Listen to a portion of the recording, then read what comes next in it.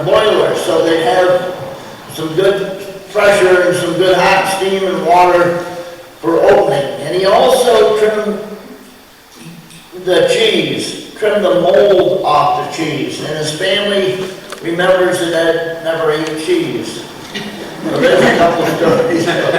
My own personal memories are the many milk trucks coming up the valley. My own grandfather's milk went to Roxbury, drawn by Louis Matthijs.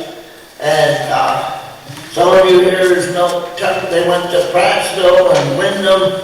So there was a lot of competition for the milk. And many people were able to make a living in a nice setting. The other thing about the milk and the local creameries, it really did polarize hubs of little hamlets like Manorkill.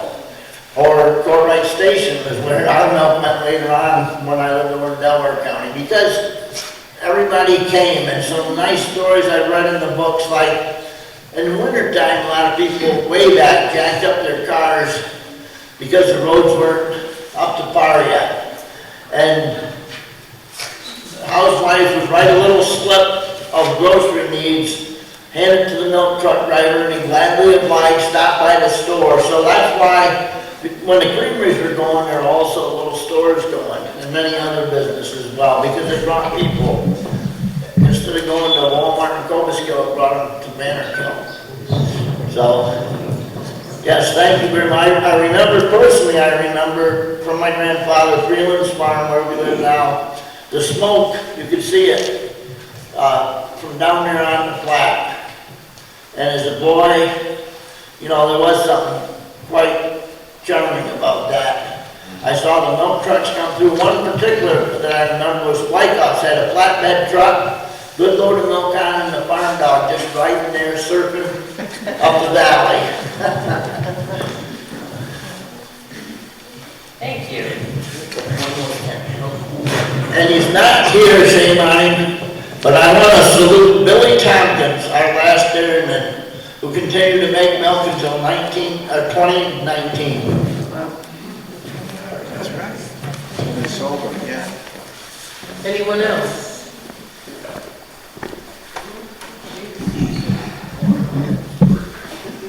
All right, well, if you don't want to come up, please write down your stories for us or your connections so we can fill the milk truck.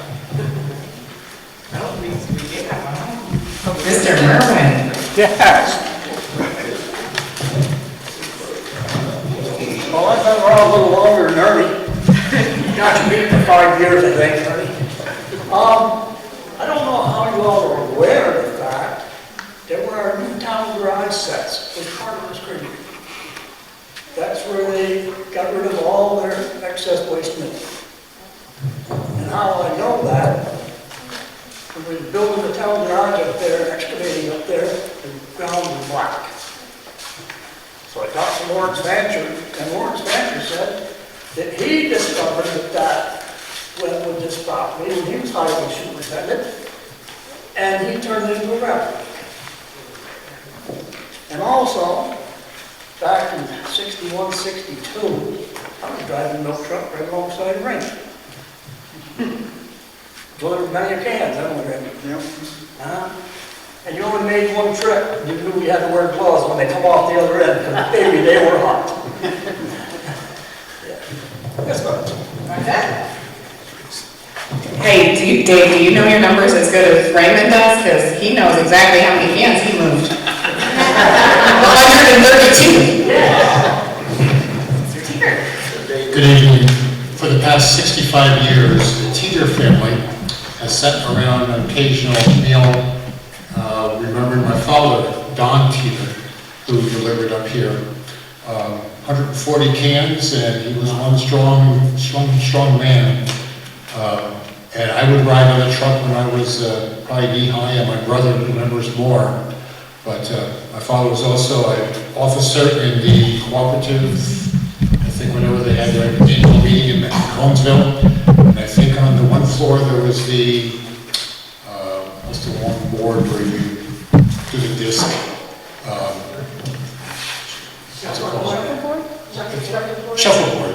It's a shuffleboard court. I can remember smashing my brother's finger between two of the pucks. But many memories here. It's been 65 years ago.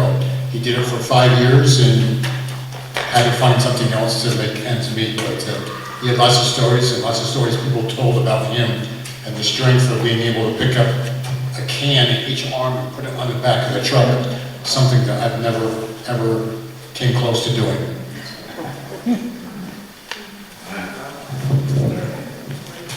Anyone else?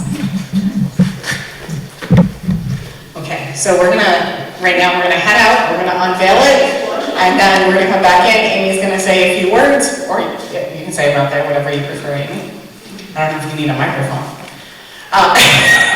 So we'll go out there, we'll unveil it, take some pictures, and then Amy will close us. Sound good?